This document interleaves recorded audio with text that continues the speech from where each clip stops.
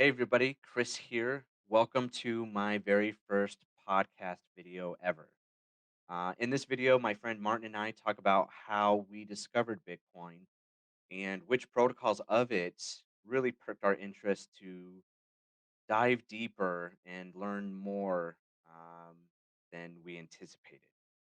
But the whole reason why I started this podcast was to teach people about blockchain voting and I have an interview coming up with a blockchain voting platform. So subscribe to my channel, hit that alert button if you like going down the rabbit hole like me, learning about the voting process, learning about the old voting process, and learn how we can make it better and see what the government says. I hope you all really enjoy it with my friend Martin and I. And let me know if you have any questions or comments below, and I'll get back to you. Thanks. All right, Martin, we're here. We're doing it. What's going on? We're doing it. Finally. Um, all right, so thanks for joining us, everybody. It's Chris. I'm joined by Martin. This is going to be my very first video podcast, and I'm super excited. Um, and I thought it would be very fitting if I brought on the first person that got me into Bitcoin, and that is Martin right here. That's what's And I up. want to thank you, Martin. I really appreciate you. Thanks for showing me the light in a weird, Always. non-religious way. Right. But yeah, super excited to do this. So for all my friends who are probably going to be seeing this, who are you? Cool. Well, my name's Martin, and I pretty much, I guess, me personally, I'm an internet marketer by profession. I love monetary history. I love economics as a hobby. I went down the rabbit hole long ago, just my own financial education. Rich Dad Poor Dad was probably one of the classics. The Millionaire Mind by Dr. Thomas Stanley is one of my favorites. But just going down the Rich Dad, he had a lot of different books on real estate and investing. And one of them in particular was Rich Dad's Guide to Investing in Gold and Silver. And I wish I would have read that book in the beginning. It was actually the last Rich Dad book of all his books that I read. And I wish I would have read it early on because that pretty much took me on the journey as to what was money, the history of money, and basically what kind of monetary system we have today. And it helped kind of give me a perspective on investing in gold and silver and why people hold gold and silver and precious metals to store value over time. Even myself, when I first heard of Bitcoin, I was extremely skeptical, and I really kind of shunned it in the beginning as well, like a lot of people do. And it took multiple touch points before I really dove down the rabbit hole there. But with the understanding of my background in internet marketing, understanding how the internet works, understanding peer-to-peer software like BitTorrent on how you can't shut down something that's decentralized, and just basically the economics of Bitcoin overall with the 21 million Bitcoin cap and the proof of work and all the things we'll be touching on today, was really a major breakthrough. And money overall evolves really slowly, right? So you have in the beginning, it's about, trading, cow for, hay, and how do you actually trade evenly. So we kind of invented money by using gold and silver as a commodity, and creating all that good stuff. So over time, it evolved to where you would get a gold receipt, gold certificate, and then you start creating the fiat money, the paper money, the fractional reserve banking system, credit cards, and finally now there's Bitcoin, which is a decentralized protocol where we don't need permission from any third party to send value through the internet or a communications channel, and it's definitely going to help change the world, in my opinion. Yeah, man, really getting into it, huh? Mm-hmm. um, yeah. So, um, like I said, like how like Rich Dad Poor Dad is a great book. And I didn't really read that until getting into Bitcoin. Back in 2017. So it's like Bitcoin just opened up a whole brand new world to me of trying to save my money for my future my kids' future, my family's future. So just like really teaching me, uh, just you know, use my money and let it work for me, instead of me trying to, just like, not even.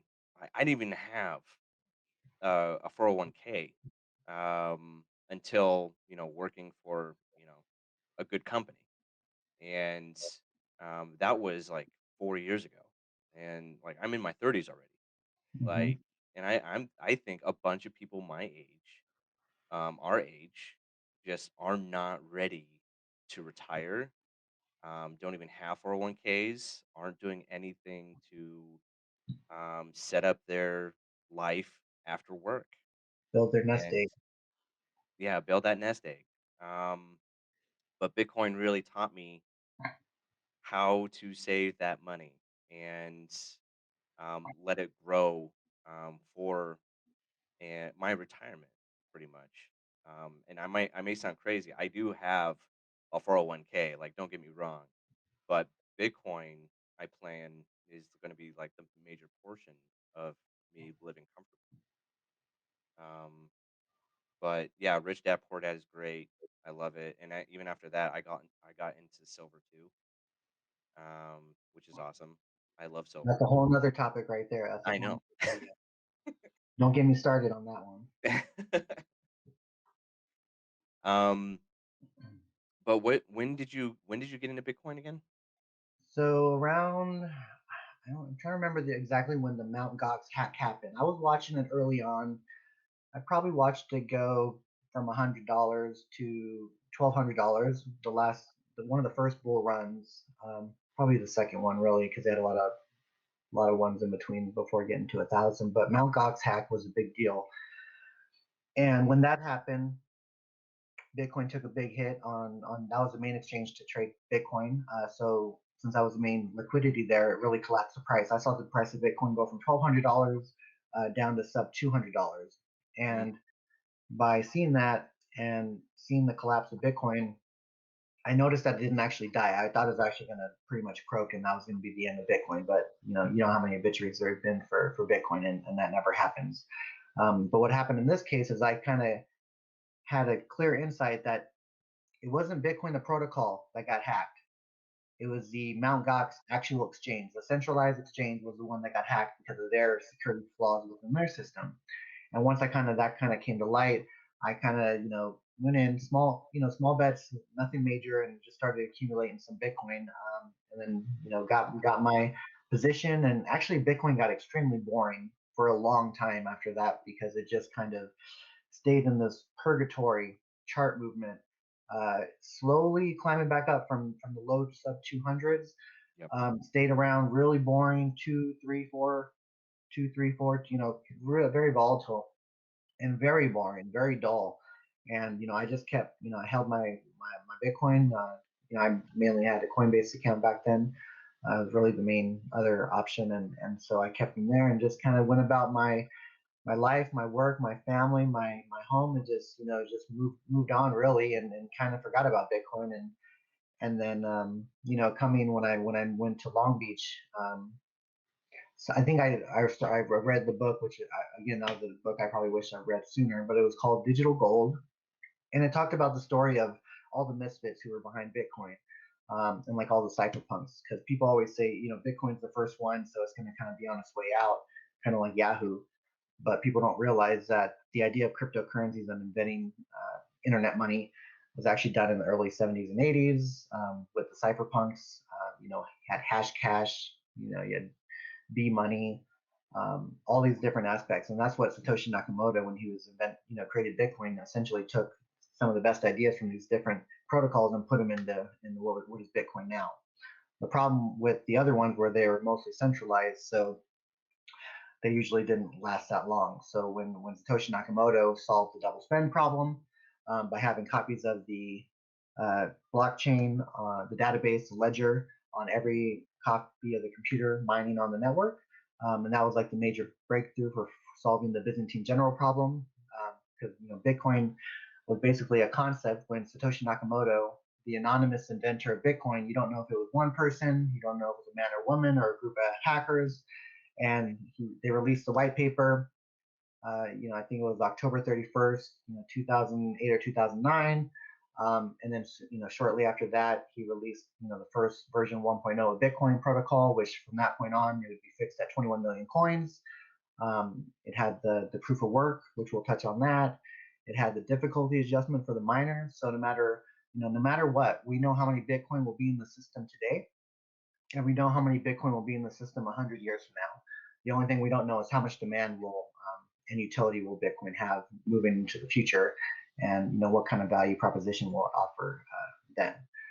So, you know, there's a lot of exciting things here that we're about to jump into, and we're going to try Yep. to keep it very simple and try to explain it in a way that if you're just trying to explain it to your mom or loved one who really don't have a background in like internet or programming, you really don't have to. You just really got to understand the basic concepts of money and what's kind of behind the hood for Bitcoin, and how can you guys figure out the value and how to value Bitcoin overall. Yeah, for this, I really want to accomplish that. I want to show people the concepts that really caught our eye with Bitcoin, and which holes we dove down into to really figure it out and really research and figure out what is Bitcoin. And like it's it's going to be a lot of stuff, and again, like you said, hopefully it will be simple enough for everybody that is listening. But also, there's a lot of people that know about Bitcoin, but don't know Bitcoin, the ins and outs. Um, but um, what do you think the challenges are to new people that you see, like people coming to you just randomly? Like, what do you think of the challenges are? Yeah, one of the biggest things that I come across when just helping family and friends and consulting them getting set Yep, up is that they always think they got to buy a full Bitcoin, right? that's Bitcoin is the close to $60,000 today, and not everybody, yeah. pretty much most people in the world, can't buy one full Bitcoin.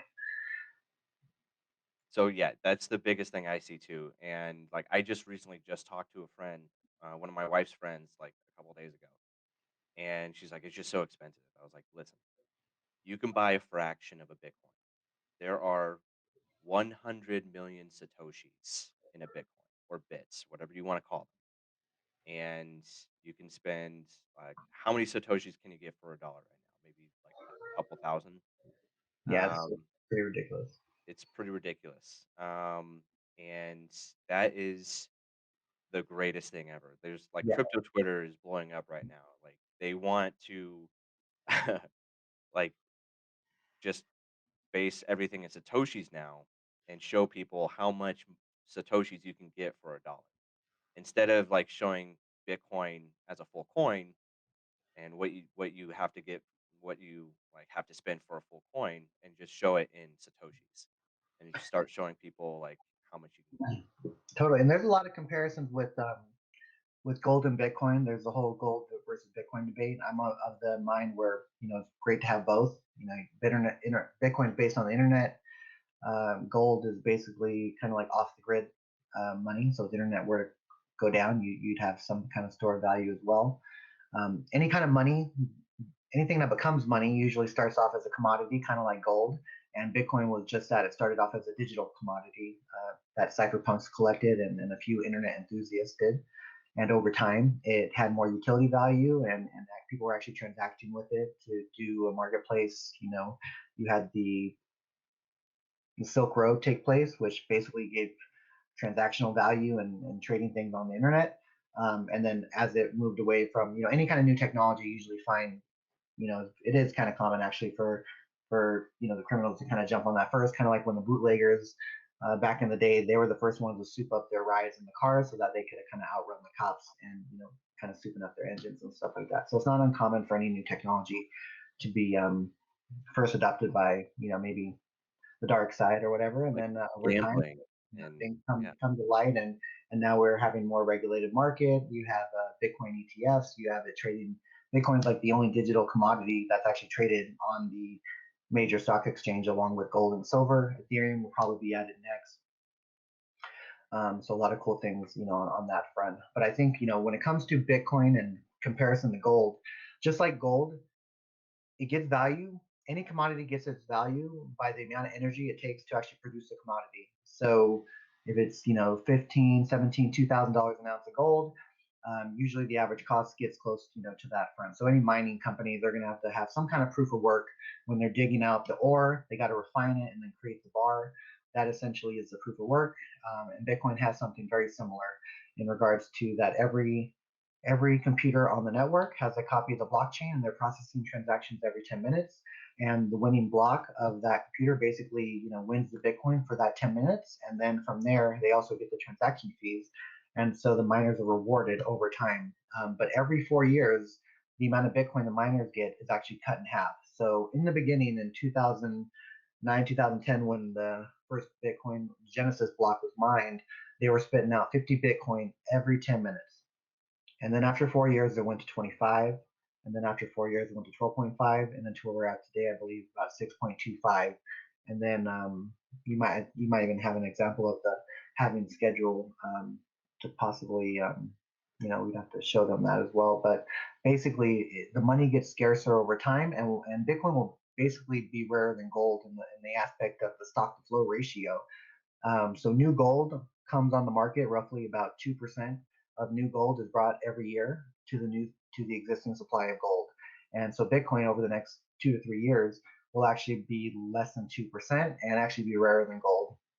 And so with Bitcoin passing, the US dollar parity long ago, and then passing the price of an ounce of gold, as soon as I saw that happen, I knew there was a flippening happening, and I knew we weren't turning back.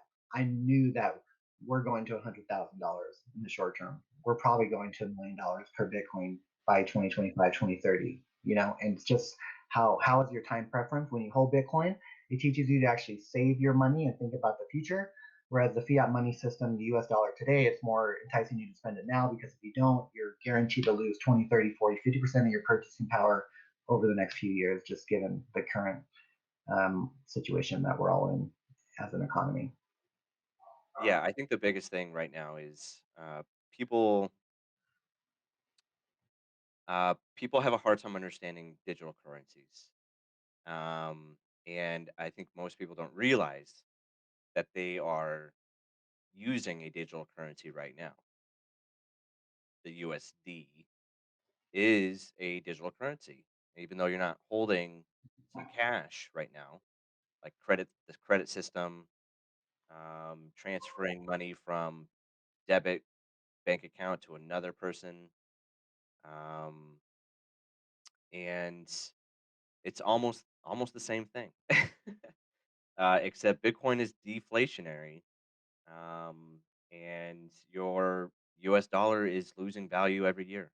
Yeah, Uh, and the US dollar, it is centralized. And don't get me wrong, US is a great financial they do, establishment, right? So, but they have full control. So, for whatever reason, if you owe money on taxes, or you maybe have, whatever it may be, any kind of fee, they can literally go into your account, grab your money. They can stop your account if for whatever reason they want, and shut you down. And so you have to have permission to use these systems. Whereas Bitcoin and a lot of the other blockchains are permissionless systems. So you don't need a third party. You don't need a Chase. You don't need a Venmo. You can send value through the internet, and that gives billions of people who don't have access to banking and being able to do commerce with the whole world. Whereas yeah, before, the people were shut out. yeah. So, like Martin said, Bitcoin is predictable. It's all based off of math. It's all in the code. We know how much Bitcoin there is right now at this very moment, and we know how much Bitcoin there will be in 2029, 2033, whatever. Like we will know how much Bitcoin is in circulation at that time. And this blue line is how much Bitcoin is being circulated at the time. As you can see, over like every 4 years, it's just leveling out, right? Mm-hmm. Um, and this inflation rate. is this yellow line, and it's just getting lower and lower. And it's not truly inflation, it's deflationary. So Yeah, I it's think getting that, smaller and smaller. and I think by 2023, I think you're going to have 20 of the 21 million coins in circulation, and the last million coins are going to be released pretty much over the next 100 years. And by the year 2140 is when the last Bitcoin will be mined. And then a big common question for that is what happens when all the Bitcoin are mined? And Right. essentially by then, Bitcoin will solely be sustained by just the transaction fees alone, because the price of Bitcoin by the year 2140, 120 years from now, you can only imagine, as long as Bitcoin's alive, what the price will be. And it won't be priced in dollars because everything will probably be priced in Bitcoin when, once it goes beyond a $10 trillion market cap, where it's at $1 trillion market cap today, it will become the unit of account for the world.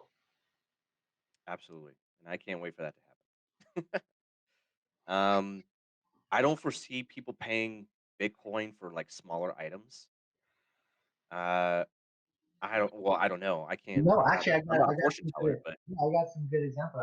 I've had friends and family. I won't go into details who, but someone who I consulted for was able to put down, got a full Bitcoin probably in early 2017, and during this last bull run, was looking to buy a home and was literally able during a high between when it was around 30, 40,000 in between there, cashed in one-fourth of the Bitcoin and put down for a house in Palm Springs, California. And so she was able to come up with the down payment money, pay off any remaining credit card debt, all in one swoop, and she still has three-fourths of the Bitcoin, which she's actually stacking in Coinbase, BlockFi, earning interest on that too. And those are some resources that we'll talk about and go into that as well. But real estate will probably be one of the biggest things. I'm already seeing news articles on Yahoo and a bunch of places where people are like, "We will accept Bitcoin for our real estate," and yeah, so that is going to grow and continue to grow.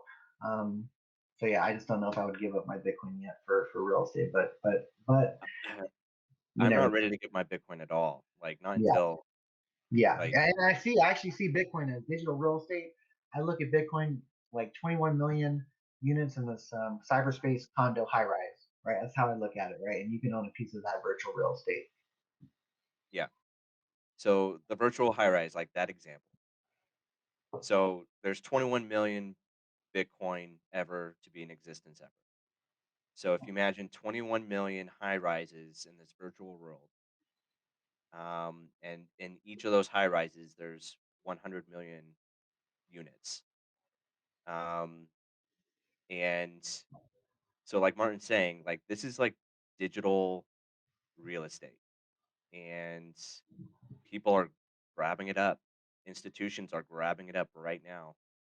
Tesla, Um, big companies, big companies, uh, and insurance so companies. people are putting their treasury into Bitcoin because they know it's going to rise in value since the mining gets cut by half every 4 years. Theoretically, the price of Bitcoin should go up. So it's supply and demand, right? So all these big companies, everybody around the world, it's not just the United States. All the everybody around the world is like just grabbing Bitcoin up. Um, It's the new gold rush it is the new for gold rush. sure. And as the price rises, as Satoshi predicted, in the book of Satoshi, actually a really great book where somebody actually collected all the public writings on all the forums and all the private emails through the cypherpunks email list. The book of Satoshi, very great read, very technical, but Satoshi Nakamoto, if you want to see it from the guy or the person who created it, um, that's that's basically, yeah, that's gospel right there in regards to Bitcoin, because that's going to break it down. Also, the Bitcoin Standard is also a go-to book. I can never pronounce his name, but the author Saf for Saifedean. yeah, Saifedean. Yeah. But you can just put the Um, Bitcoin Standard, and that'll the be it. Bitcoin standard, yeah, if you're really interested in the Bitcoin, the Bitcoin standard, look up on Amazon, you could buy it. It is I'm not a reader, but I read that book at least 3 times. I got the book And and the audio book. I had to get both. the what? I got both of them. I got the audio and the book Yeah. because I Yeah. had to take it in a couple times. Um, So the great thing about the Bitcoin standard is he dives into like the history of money, and that's how I got into Bitcoin too. It's like I I got in 2017, and with of course Martin, thank you. But uh, I got money from my tax return, and I was able to purchase some Bitcoin, and because in my mind, it was free money, and I was like, well, I might as well see where this goes. Um, and I was ready to invest in myself. And like uh, after hearing about all the stories that you've been telling me, and again, guys, this is not financial advice or anything like that. Like, Yeah. please, like, I'm not like We're just talking about our own experience. our own experiences. You spend your tax money. It's coming up. Uh, tax season is here. People are getting their returns, but please spend your money like however you want, but wisely. But I spent mine on Bitcoin in 2017, and it's been the best thing ever. Um, it taught me how to save. It uh, it then just threw me down this rabbit hole of information. Like I learned our history of money, What is and money? it like who does that? Like, why would I ever do that? But, like, it threw me down this hole of people using seashells, rocks, um, gold is just rocks, Giant stones, giant giant boulders. stones, yeah. In the Bitcoin standard, he explains everything, well, not everything, but I mean, like, he explains a lot of stuff about the history of money, he talks the details about Bitcoin, Yeah, it doesn't and even get into Bitcoin until chapter like 6, I believe. So it really baby steps into like what is money, and then it really just a good transition into what Bitcoin is. And yeah. it's based on somebody who has an economics background, so it's very non-technical.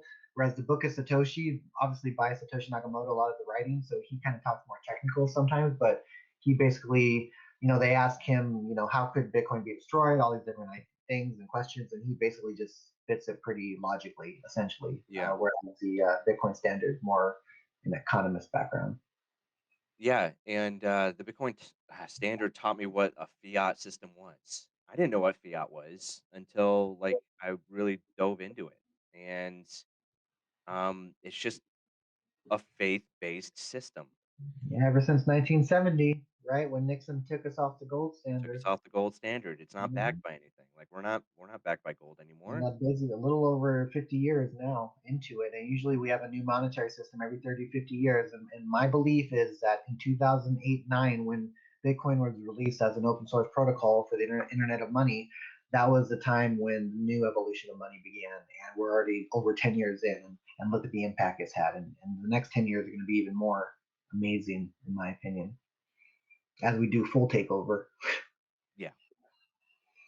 So, the one thing that I've really learned is that, and not just, like, I didn't think of this on my own, but, like, after spending most of my time on crypto Twitter, reading about Bitcoin, and just listening to videos about Bitcoin, that Bitcoin is the truest decentralized currency ever to be in existence. And the main reason why it's such an amazing thing is that it is the first of its kind. It's from 0 to 1. Like Bitcoin is the one. Um, I mean, like we said, there were cryptocurrencies earlier, but not the type of digital currency that you can copy and paste. I could copy and paste all those other cryptocurrencies, um, but with Bitcoin, you can't do that. It's They not won't like have a they photo. won't have the network effect. It won't have the network effect. Yeah, Bitcoin already took yeah. that. And so it's the greatest thing that Satoshi did was do that double spin problem, right? He Mhm. solved it, and Um, physically sending well, I guess is it physical? I don't know. It's not even physically. Digitally sending a file from point A to point B and having it no longer exist on point A is amazing in the digital world. Yeah, because it was used. PGP is the terminology. It's a pretty good privacy, and it was just a way to send a one-way message, and that's essentially what you're doing with Bitcoin, sending a one-way message through the internet without it being able to be broken or deciphered in any way. So that type of technology itself was actually illegal in the early 1970s or whatever back then during certain World War time. And the guy who created it actually printed it out on a book and sent it basically around the world to kind of open source that whole technology in itself. Wait, But you then said it was illegal? it was illegal. The Oh my god. pretty good privacy. The protocol, one of the core protocols of Bitcoin, was actually illegal at one time during the early, I believe, 1970s, 80s, or somewhere around then. I had no idea about that. That's that's Yeah, awesome. no, Learn that's something new pretty. every day. So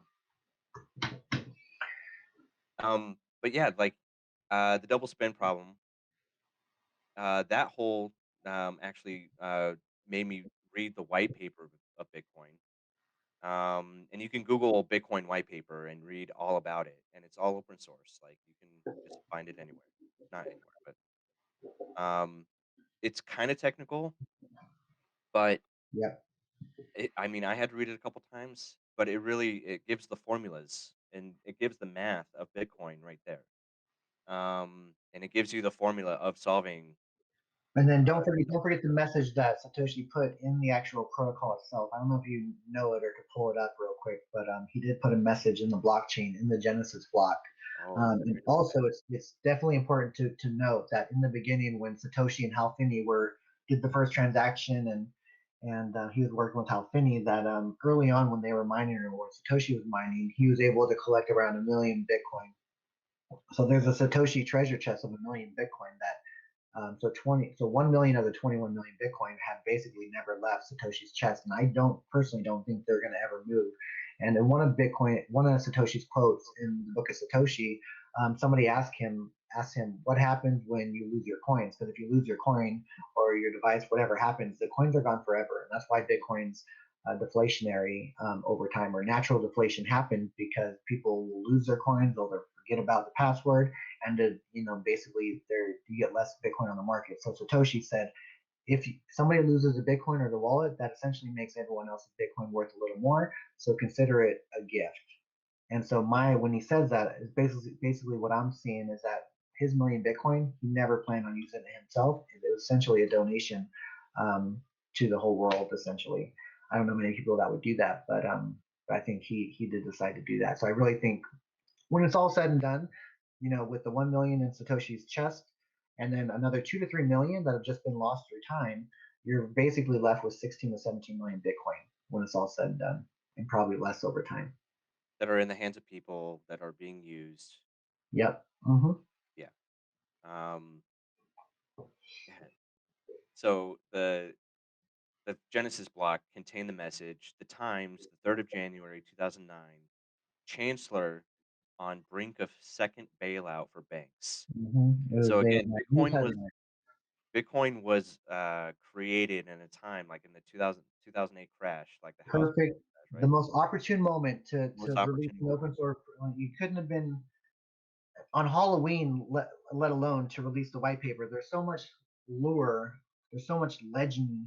So much I mean, just like I don't even know, like not a controversy, but just a conspiracy. Just so many like who made it. The Bitcoin was made by the NSA, or Bitcoin was made by China. Blah. There's so many just conspiracies where it's just no one knows. No one knows. No one will ever know who made Bitcoin, and that's what makes the story even better. And so through the narrative of that, narrative investing. I mean, I think Bitcoin has a very strong narrative. It's very impeccable timing, and I don't think it could have been done any better. Absolutely. Okay, so but let's get into the nitty-gritty of Bitcoin. Well, I guess not the nitty-gritty, but okay. So to explain it to my mom the best possible way, I'm not going to use any metaphors. I feel like straight up, numbers and explanations work best. Um, so the most important thing about Bitcoin, and I'm just going to bounce off of you, Martin, that there's 21 million cap. 21 million cap of Bitcoin ever, right? Hard cap, absolute scarcity. Absolute scarcity. And again, Bitcoin is the first to do this.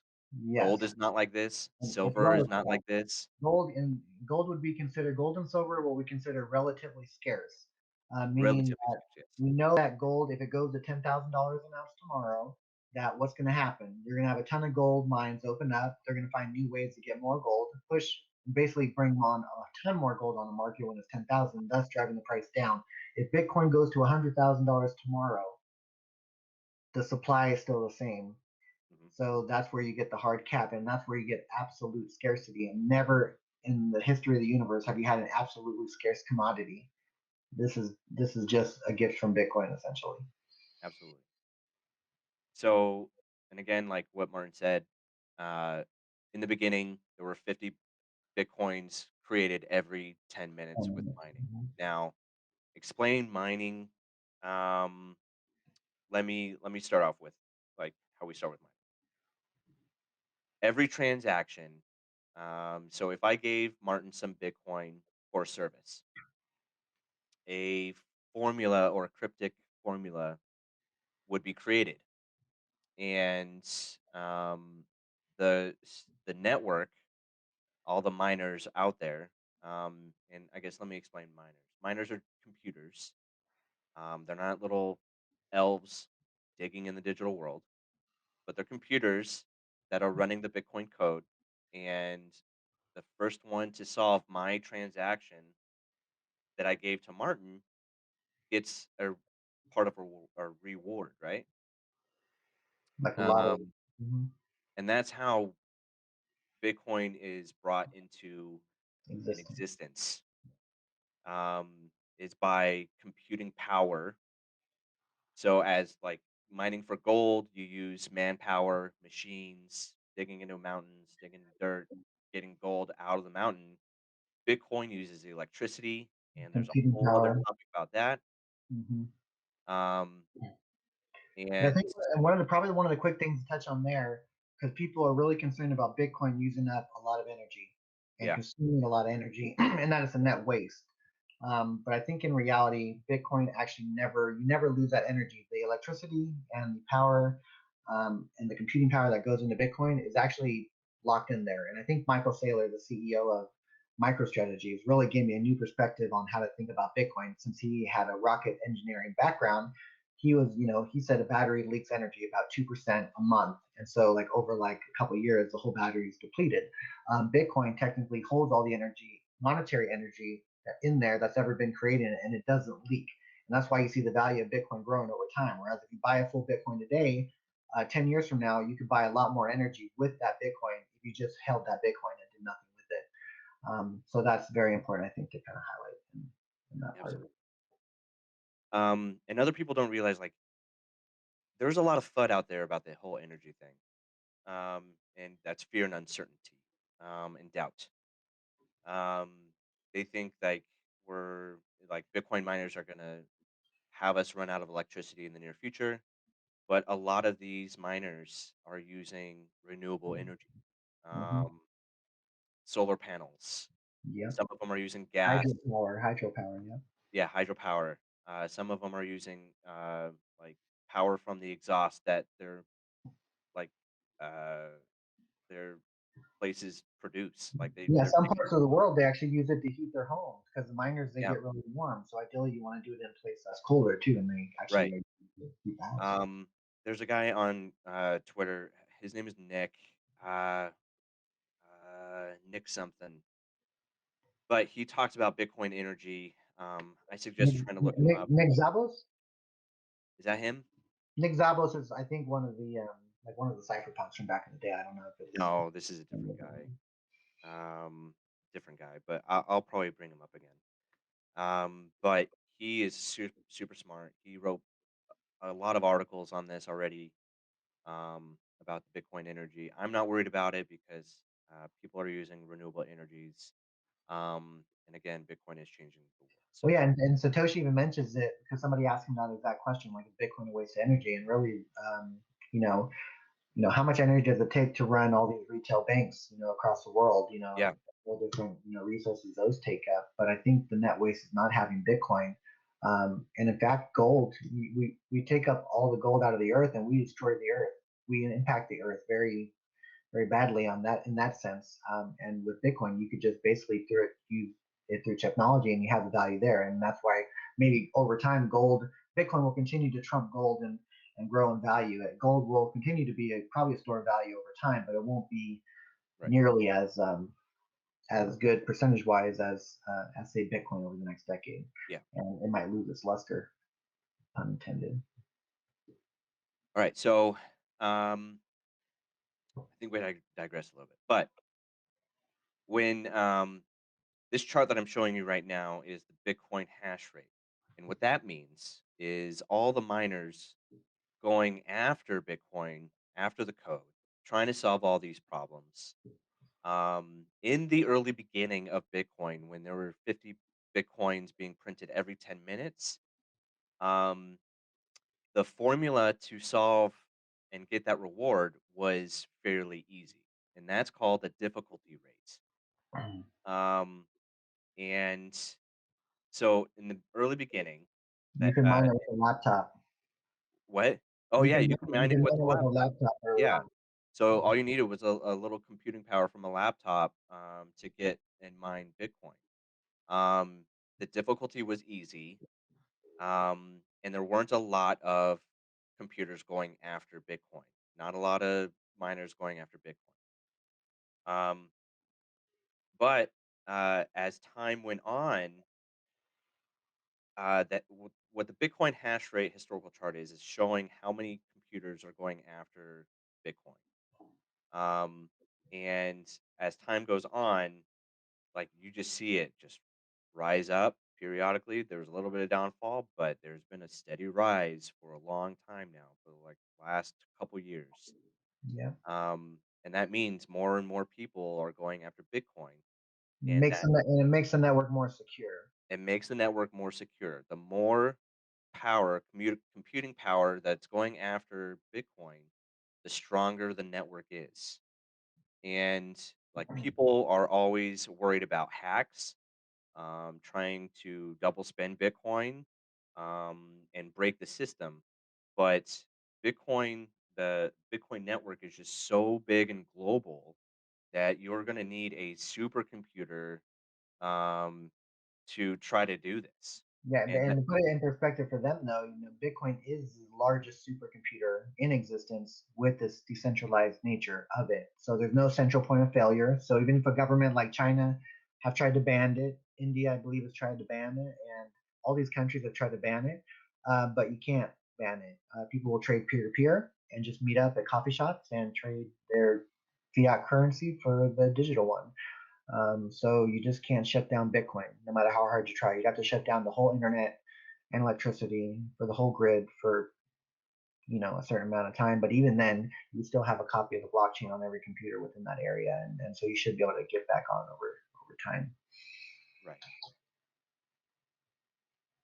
So we touched a little bit on difficulty. Yeah, and Um, difficulty is important because the amount of Bitcoin that are in the system, it's fixed. So Satoshi needed to make sure that every 10 minutes, that same amount of Bitcoin is being produced. So if a bunch of miners jump on the network, that could make more Bitcoin come on than we're supposed to. So Satoshi Nakamoto and the protocol has an adjustment every 2 weeks. It looks at the whole network and adjusts the difficulty based on the amount of miners on the network, so that this way it can keep intact the um, the overall amount of coins that are basically given by the protocol. So if it's every 10 minutes for the next however many blocks, and that's how it is, and it will adjust accordingly. So if a lot of miners hop on, the difficulty gets higher, and then if a lot of miners hop off, then the difficulty goes lower. And you'll see right now we have a little drop in difficulty, but we should see a nice kind of step ladder pattern as more miners jump back on the network. yeah, but it's still like It's still 19 super high. trillion. Yeah. Like, It's not going to slow down. So when people ask, "Oh, well, I should just mine Bitcoin," good luck getting the graphic cards, because you have the video gamers and the miners competing over that. So you're going to pay a premium there. In a lot of cases, you're better off just using the money for mining equipment and just using it and putting it straight into the crypto and holding it for the next decade. You'll probably do a lot better just from things that I've seen. Unless you get free electricity. If you get that, then you're good to go. Yeah, that's what Mm.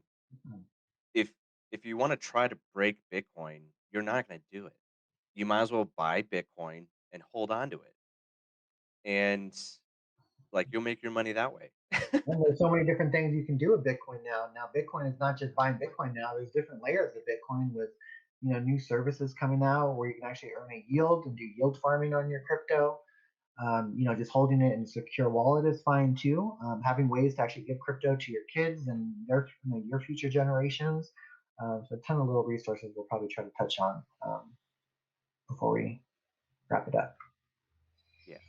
Like how do you So, even hold, right? How do you hold Bitcoin, right? So you have different ways to hold Bitcoin. Um, right. that might be important to kind of touch on. I mean, everybody's like, okay, a couple people ask me, how do you do that? The easiest way is Coinbase.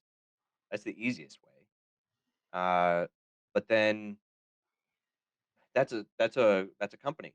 Like, what if I don't want to keep my Bitcoin on, you know, a network?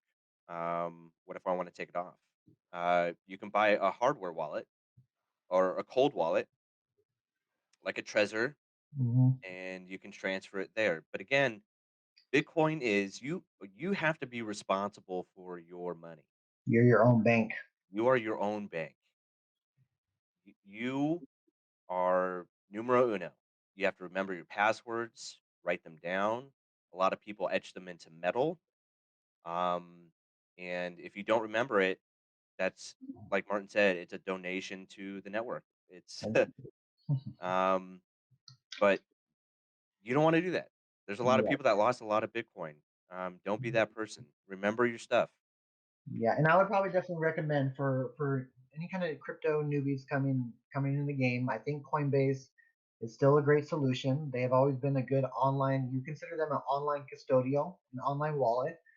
They also have a vault part of their product where you have your core Bitcoin holdings, which is I guess considered in a hot wallet, where access to exchange and trading. And then they have another part of their system called the vault, and you can put Bitcoin or crypto in your vault, and then it just takes 24 to 48 hours to get access to it later. But I think that's probably the most secure way to hold it. You're going to want to either trust an online custodial, which Coinbase is a good option. We'll touch on BlockFi as well, because if you do happen to lose your password or whatnot, you can always reset it just like an email or re-verify your identity, and that's pretty easy. But then if you use a Trezor, you're going to have to learn how to get the device in your hand. You're going to plug it up to your computer. You're going to download and download the software on there, and then you're going to get your crypto from your Coinbase wherever you buy it on any exchange and send it to your Trezor or device. But if you lose that device, if you don't have the backup code or anything to that, you lose your crypto and that'll be gone forever. So, or if it just gets stolen, then you're kind of SOL. So, it's really important to know what you're getting into when you're getting into the devices. You have Ballet Wallet, which is good as well if you want to pass down crypto to your kids. Ballet Wallet's like a metal cold storage wallet. You can scan it, and you also have an accompanying app with it as well. So I think that's a good option. But I think overall Coinbase is best for noobs utilizing the vault. And then I think we should maybe touch on BlockFi as well and other places where you could yield and earn interest on your crypto. So I have a little bit on BlockFi, and I am earning interest on my Bitcoin. Um, and it's pretty much my Bitcoin working for me, uh, on top of Bitcoin raising in value. Yeah. So um, BlockFi, they have a 2% right now, um, of interest like on your Bitcoin. So like if you have a certain limit, actually it's Yeah, I think it's like zero point 0.5 Bitcoin yeah, is like 4%, and then anything over that is going to be 2% for your right, Bitcoin. And they've been bringing it down a little bit. That it's actually right, at an all-time low right now, but we right, that's a whole other topic on them lowering their interest rates over time. Um, but BlockFi essentially has two products. You have the interest product, right. where you can earn a couple crypto. They don't have all the cryptos, just the main cryptos that they like, which are basically Bitcoin, Litecoin, Ethereum, Gemini. Gemini, some stable coins, and then Link is actually one of the kind of like the odd ones, which I think that they probably know something we don't, so might be Yeah. good to stack up on some Link.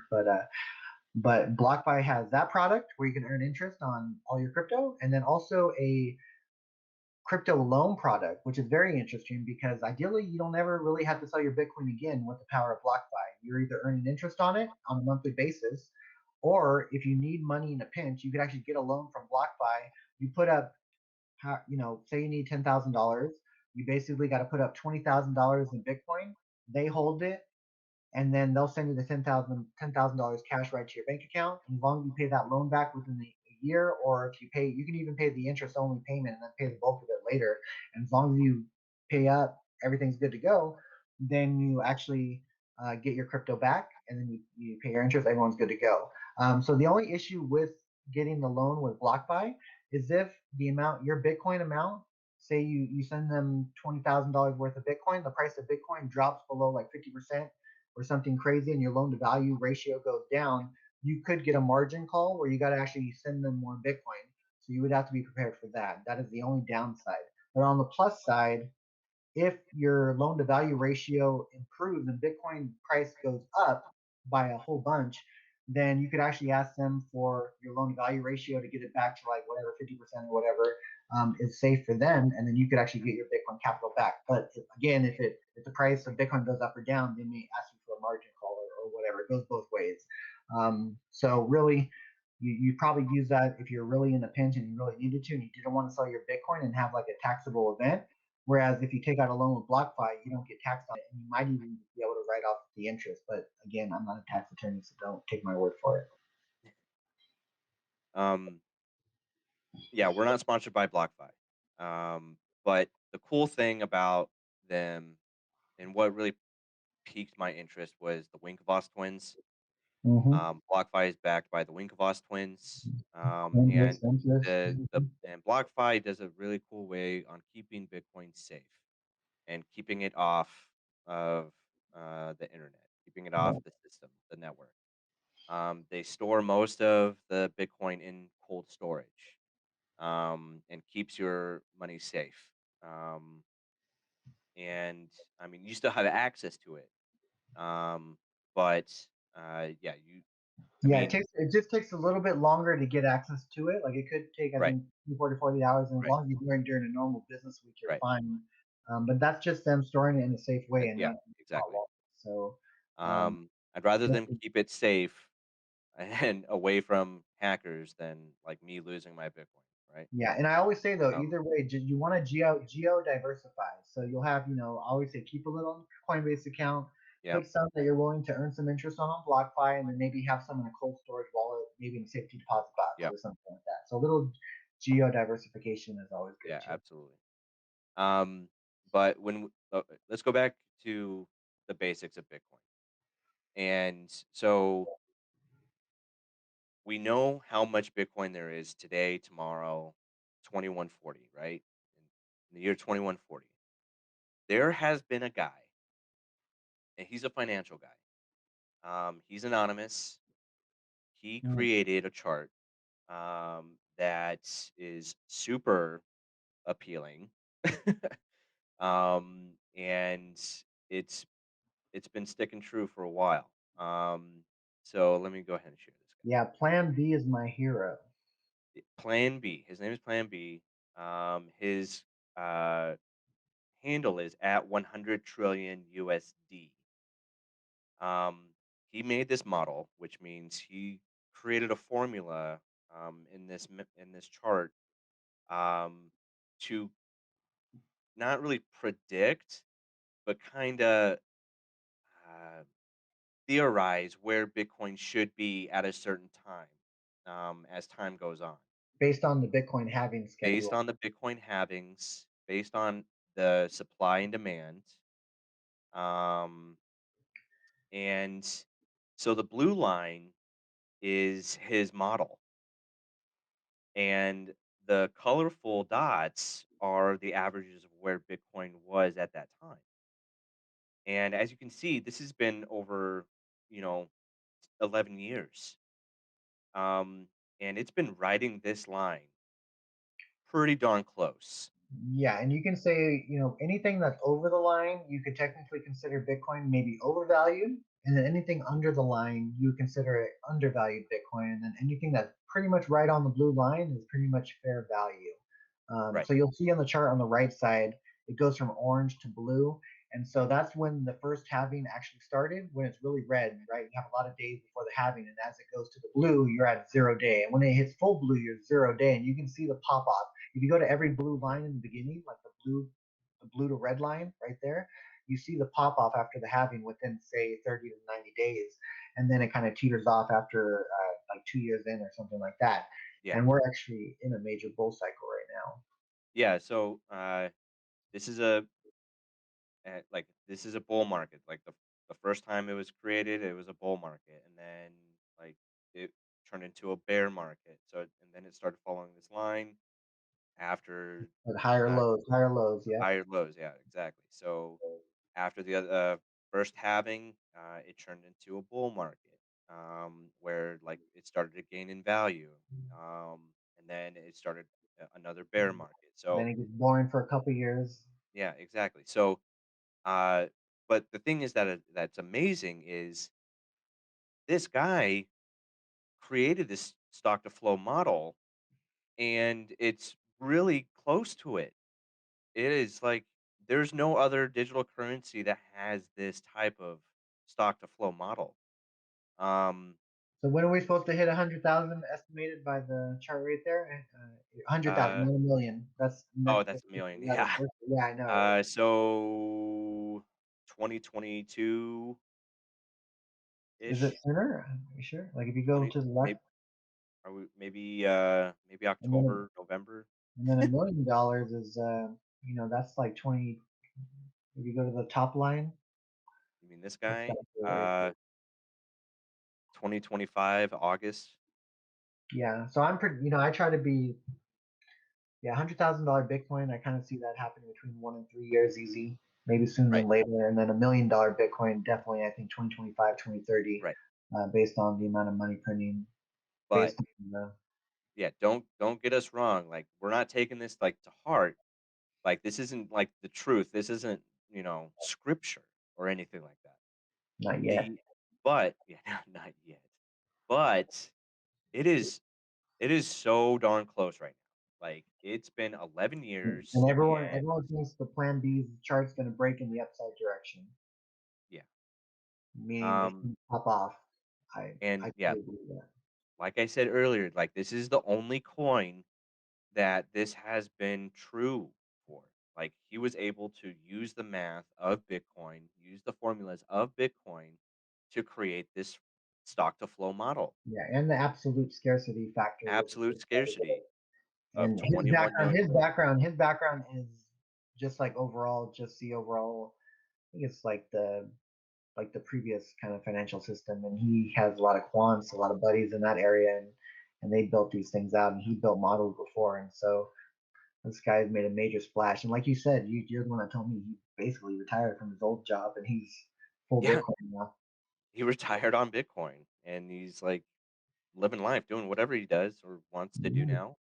I mean, he's still going on podcasts and stuff. Maybe I'll try to get him one Oh man, he'd be the man to get. day. He's way too busy living life now. Yeah, he responds though, because I actually asked him. I hit him up on Twitter, asked him his opinion on silver, but he's not a fan really of silver. I think a lot of them aren't a fan of the commodity, and really, the difference between gold and silver, like you can stack a lot of silver, but the problem is moving that silver. If I had to bail and leave the U.S. or go somewhere, it would be a pain in the ass to move the silver. Whereas holding like the same amount in Bitcoin, it would be a walk in the park because I could have it on a USB, I could have it in the ether. It doesn't matter. It's very portable for me holding crypto and doesn't take up a lot of room. Yeah. Um, what else? So yeah, 100 trillion USD. That stock to flow model. Follow him on Twitter if you're into Bitcoin. His handle is 100 trillion USD. The name is Plan B. Um, and he posts monthly about that chart, and if it's dead on, it's usually dead on. Um, but let's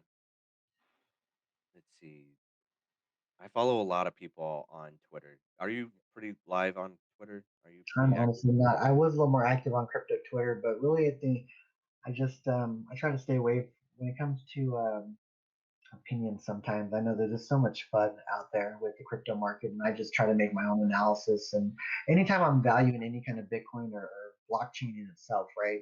Because there's a lot of cryptocurrencies out there. There's probably, I can't even say the number anymore, how many cryptos there are, but every blockchain will have its own certain utility value.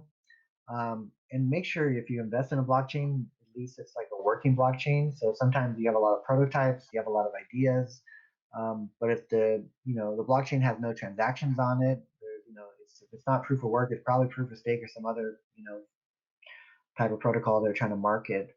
But you have to be very careful with altcoins because you can get caught holding a lot of these bags. Even Dogecoin, I think you wanted to touch on a little bit, and the mania there, which I'm sure I didn't have a chance to watch Elon Musk Saturday Night Live, but apparently something happened or he said something that dropped the price of Doge by like 25-40%.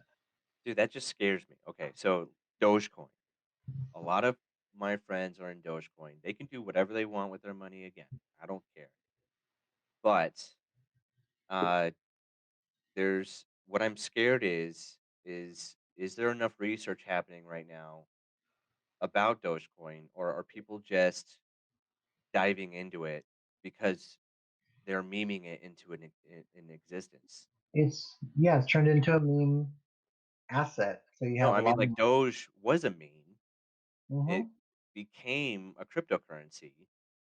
And again, like this cycle is like this memeing cycle is like, okay, well, like I better buy big. I mean, I better buy Dogecoin because everyone's talking about it. Well, people are entering the crypto market not through Bitcoin now, but through Dogecoin. But what's going Yeah, to happen is over time, you're going to see people actually look into Wikipedia. What is Dogecoin? They're going to find that it's a fork of Litecoin and another script coin, and then they're going to be like, "Well, what was Litecoin? Litecoin was a fork of Bitcoin." And it right. all stems back to Bitcoin, no matter how you put it. And you got to understand the monetary policy of any crypto coin that you invest in. Bitcoin, we know 21 million coins. Litecoin, 84 million coins. Ethereum, no technical coin cap just yet, but they might be implementing something that will actually cause the coins to be deflationary over time. Mm. Dogecoin, billions and billions and billions of coins. I can't even tell you the number, and there's no coin cap, and they will continue to keep creating coins. So as long as the demand outweighs the supply, Dogecoin, and I respect anyone. We should have alternative cryptocurrencies or currencies competing. I'm not saying Bitcoin is going to be the only one. We're going to have a lot of them, and I think it's up. The free market can decide what coin they decide to hold, and if they don't want to hold the U.S. dollar and they'd rather hold a meme coin, then more power to them. But Dogecoin is going to be always a medium of exchange crypto, Yeah. and be essentially the penny or the dollar of the crypto market, whereas Bitcoin will be the gold standard of the market, and that will be your store of value. Where Dogecoin will always be more of a medium of exchange. So if you want to tip somebody or you want to buy like Starbucks, then Dogecoin is going to be the win. I mean, Elon Musk. I did watch a little bit of it, And I and like Elon Musk. I'm an investor in Tesla. I'm all about him. I just but never invested Dogecoin. uh, Um, I mean, I'll admit I haven't invested in Dogecoin. and I'm not going to touch Robinhood. I'll tell you I'm not. that. You got Oh, okay. you can't even, and if you got it on Robinhood, you don't even have Dogecoin because you can't send your Dogecoin or any crypto that you have on Robinhood anywhere. Yeah. So that's the problem too. Stay away from Robinhood. Stay away from Robinhood. If you buy Bitcoin on Robinhood, you can't transfer it to anywhere else. You have to send it on Robinhood, um, and you have to like sell it on Robinhood. You can't transfer it to Coinbase, Kraken, Binance, anything else. You have to use it on Robinhood, and that's not true Bitcoin. Yeah, you Um, want to be able to send your private keys elsewhere. So the cool, Coinbase, it's an online custodial, but I could still send my keys from Coinbase to BlockFi, from Coinbase to my Trezor, from yeah, Coinbase to my Ballet wallet. yeah, yeah. So as long as you have the freedom to send your keys and you can move them around, then those are your crypto currencies. If not, then you basically have the fiat dollar value, and that's all you could ever take out is the U.S. dollars, and that defeats the purpose of holding crypto. Yeah. Um, but again, about Doge, and again, my friend, you can do whatever you want with your money, but I'm afraid of a cryptocurrency that could be influenced by just one dude. Um, and whatever he says, the price could skyrocket or it could crash. I mean, Uh, yeah, and I think I'm sure Dogecoin will probably go to a dollar when the many, as long as someday, I think, yeah. but it's But just not again, something I want to hold for the long term. I can hold yeah, Bitcoin and I sleep really good at night. yeah. Dogecoin at like 50 cents, almost a dollar. Man, it just shows how much mania there is. There's really no fundamentals in this market right now. And as Bitcoin gets higher to 100,000 and beyond, there's going to be even less fundamentals where people are just going to be throwing money at every coin that's out there on Coinbase. And that's what I'm afraid of is a lot of people will probably lose their shirt in the next bear run. So you got to invest in quality crypto, quality coins with a quality narrative and have strong utility value for the next decade and beyond. If you Um, want to buy an altcoin or transfer your money into an altcoin, try to transfer a little bit money into a safe asset like Bitcoin. well, it's funny too because a lot of times they get these altcoins. The only way you can get them is by exchanging your By exchanging your Bitcoin. Bitcoin, and that's the best way for them to get your Bitcoin is to trade you their stinky altcoin that is going to be worth nothing over the long run. So Dude, crypto 90, Twitter is all about that. Like, crypto Twitter is like all coins' existence are just to take your Bitcoin. so you Um, should be, you know, 80, 50%, 80% in Bitcoin, maybe 20% in altcoin bags that you can spread your bets and just diversify into different protocols. That's fine. But at least at minimum, 80% of your position should be Bitcoin. And maybe, Ethereum is probably cool as well, long term. yeah. Um, I mean, I think we hit all the nails on the head with like Bitcoin, like the basics of it. I mean, I hope so. Yeah, I think so. Um, but if we haven't, like, the greatest thing about this is I can send Bitcoin anywhere around the world Without permission. with just my cell phone. And we could even I could probably do it right now with Martin, like just holding up his QR code, and I could just send it over. He can send me an address, I can send it over, and it's permissionless. Like, I don't have to deal with a bank and ask them permission if I can send it anywhere around the world. Um, so it's the truest decentralized currency. I don't have to worry about Bank of America, You JP don't have to Morgan. worry about trillions and trillions of new dollars being created every month. Yeah, I don't have to be worried about fiat currency being printed out of nowhere.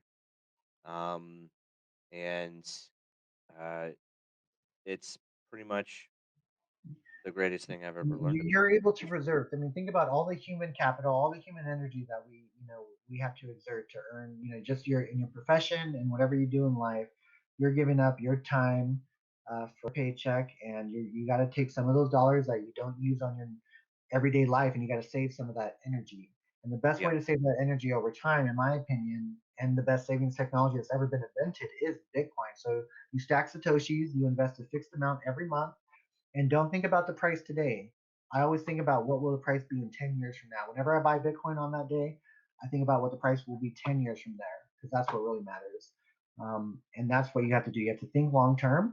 And this is the kind of money, crypto assets that you could pass down to your future generations and have it keep earning some kind of yield for you in the long run, too. So it's very powerful. And I think it will be here even long after I'm gone. I think Bitcoin will be here for the next 100 years. absolutely. Um, I wanted to talk about NFTs. Um, We can get into NFTs. We can touch on NFTs, but all there's right. been a Well, big I hope the Bitcoin explanation was like helpful. yeah, and Bitcoin, Bitcoin is a crypto that's fungible, right? So that's what money should Fungible. be fungible, portable, secure, all these different things, Right. visible, all those different things. But a non-fungible token, which is what NFT stands for, you have a lot of people coming out of the woodwork pumping them. You have Gary Vee, Alex Becker is another guy. A lot of guys that are really pushing NFTs that have very strong Influencers like even Patrick Mahomes got on the sports card NFT.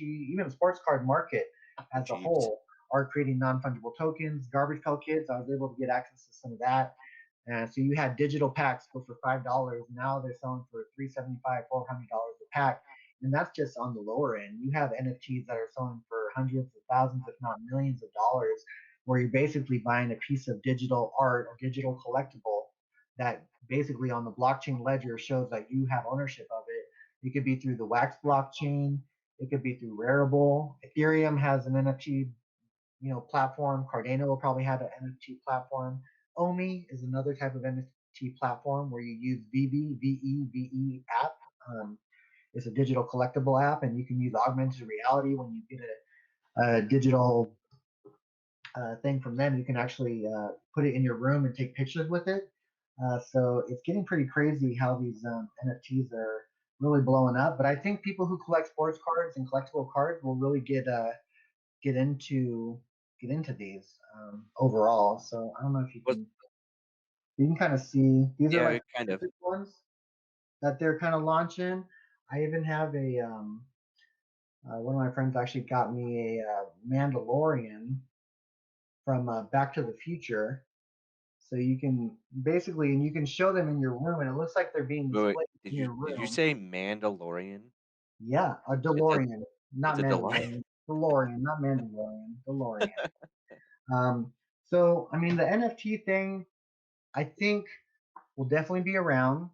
But the problem is there's just low liquidity in the NFTs. You got to find a buyer. You're either selling it on the marketplace for that particular token or coin, or you're having to sell it on eBay. So you're going to have lower transaction volume, but you might be able to have higher speculators in there. Where, like in my case, where I bought the Garbage Pail Kids Series One digital NFTs, the first blockchain wax edition that Topps ever issued. $5 per pack for a 5 card pack, now going for $300 plus, and some of the cards in there, depending on the rarity, are going for way more. And I think some of these NFTs, if you hold them long enough and they have a strong brand following, like Garbage Pail Kids, like MLB, like the NFL, like basketball, NBA, Back to the Future, whatever it may be, you're going to have a lot of influencers. I know even Weezer even issued the NFT that I learned about. So more brands will be issuing NFTs. Gary Vee did, and you also get access to him. So it's like an NFT, a non fungible token that actually gives you access to the actual influencer itself. So there, a lot of things are changing the game. Ethereum, at first, you were making smart contracts. Now you're doing NFTs. So Ethereum will continue to expand in different utilities that we can't even foresee yet, and that's why Ethereum will probably do well in the long run. Whereas Bitcoin is going to be the main store of value, and it's just going to do what it's been doing every 10 minutes. Just processing transactions. It's a digital ledger at the heart of it, but it's a very secure one that just can't be shut down by any third party or any entity whatsoever. And then Ethereum, I like to consider that like the oil market of the crypto oil market, essentially, where it's going to have a bunch of different utility use cases, some we don't even know about yet. Yeah. I mean, NFTs still kind of, it's still fresh.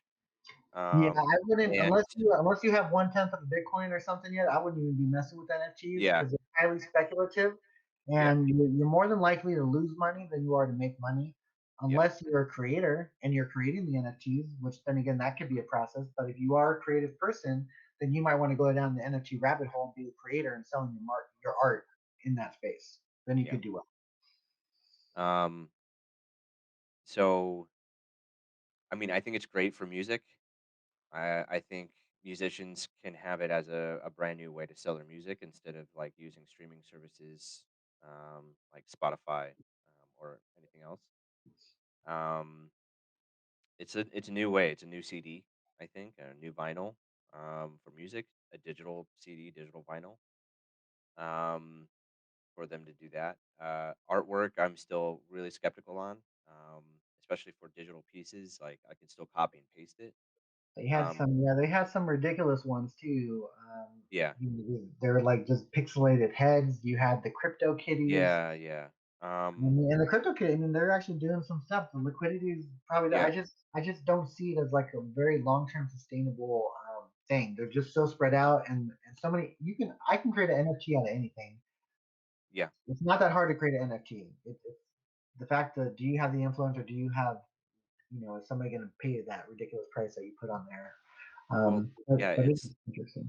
it's like, do you have the name to sell your NFT? Like, do you have the backing to sell your NFT? If I were to Yep. create something right now, I'm a nobody. Like, Yeah, you got to have some kind of influence. Like I think Elon yeah, Musk, his wife or girlfriend Grimes, she put out an NFT like with Mars and babies, and it sold for like something stupid, like $300,000, right? So um, if you got clout, if you're Kim Kardashian, you could probably make an NFT and make a killing. yeah. Um, so I'm probably gonna stay away from NFTs for a while.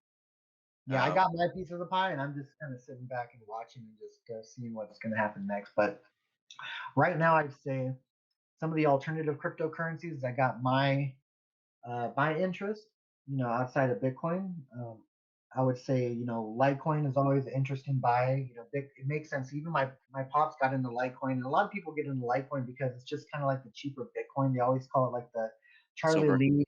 Charlie Lee, the silver to Bitcoin gold. Charlie Lee's the inventor of Litecoin. He created Litecoin to be Bitcoin processes transaction every 10 minutes. Litecoin processes them every 2.5 minutes. Um, and so the amount of transactions happen a lot faster, and they're cheaper. So transactions on Bitcoin can get up there a little bit, depending how congested the network is. But right now, it's been holding it down pretty good. But Litecoin is always like a backup if you want cheap transaction fees, and it has the same halving schedule, but it has, instead of 21 million Bitcoin, it has 84 million Litecoin. So it's four more coins, four times more coins, four times more faster. And so people like Litecoin, and they get a actually own a whole coin, which a lot of times people want a full Bitcoin, but they can't hold it. So Litecoin's the next logical step. So Litecoin's going for about $400 per coin now, and I actually think it's going to trade at like a 100-to-1 ratio, maybe higher, and that would put it closer to like a $580 mark, where I would probably see it going in the near term. I think it's starting to have that run right now. So I like Litecoin. Cardano is what we would consider third generation cryptocurrency. Cardano, the ticker on that is ADA. And so that's kind of got a good mix of Bitcoin and Ethereum type stuff, because Charles Hopkins, the CEO of, basically the main guy driving it for Cardano, he had a big part. He developed for Bitcoin, he developed for Ethereum, one of the first co-founders of Ethereum, and then he ended up leaving them after they had the little split. And then he went on to create Cardano in 2017, basically a third generation crypto, and it's been kind of up and coming. They have their staking protocol that's working. You actually earn interest on it through like Exodus or something like that, and earn more Cardano that way. But Cardano is actually trying to be pretty much what Ethereum 2.0 is trying to be, with like their smart contracts and having, a locked supply. I think it's like 45 billion that they have capped as coins, 40 billion in circulation, so about another 5 billion to release. So that one's one that I'm keeping an eye on. Ethereum Classic was a good one. I called that one probably when it was like sub $11. I think Chrissy got in on some of that. But Ethereum Classic, man, it had a really big and meteoric rise from $11 not even that long ago to $116 today.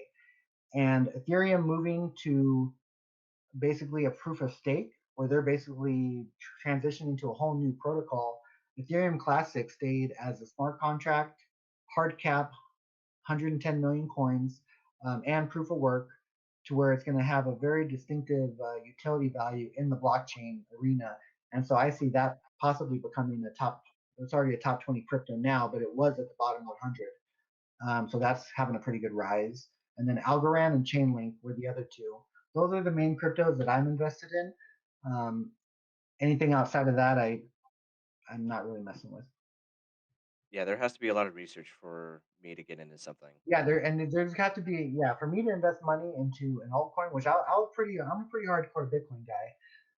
But I just from what I'm seeing now, as Bitcoin goes to 100,000 and it heads towards 1 million, you just have everyone going to be picking these altcoins. So I just have a feeling I want to pick the good quality ones that are basically going to 10x or something more than Bitcoin. Definitely a lot more risk in altcoins. If you want a safe play, then just stick with Bitcoin and Ethereum, 80-20, 80% Bitcoin, 20% Ethereum, and I think you'll be just fine. Keep it simple. But if you want a small alt bag, then just spread your bets. and just hodl, hold on for dear life, and yeah, Hold on for dear life. just kick back. And sometimes the hardest part is doing nothing. Don't be trading altcoins. Don't be trading because then you'll be tax liable. Just buy the coins with fiat and just hold your crypto. Just hold it. Have at least a 2 to 4 year horizon. But if you could have at least 10 years and you're young or you're a millennial, then sit tight. If you're maybe more on the senior side, then even a 2 to 4 year game plan could still bring you some pretty good gains in this Absolutely. cycle. Wow. I think we did it. Thanks for coming on, Martin. No problem. It's fun. Let's do it I again. think we're gonna do it again. Um, so I plan on doing this a lot. Well, not a lot, but there's some interesting topics out there I like to talk about, and I want to talk about it with a lot of people about blockchain, not just Bitcoin. So uh, give me a like and share, um, and reach out to Right Martin or there. myself. Like and subscribe. Hit that like um, button. Yeah. So yeah, thanks again for bringing me into Bitcoin, bring me down the rabbit hole, and uh, leave us a comment. Yeah, Ask us comment or questions. Yeah, put questions in the comments, and questions. we All can always any get this questions. topic. Um, we'll we'll definitely reach out. And but yeah, thanks again, and we'll see you on the next one. All right. Till then, everyone. Deuces. Bye.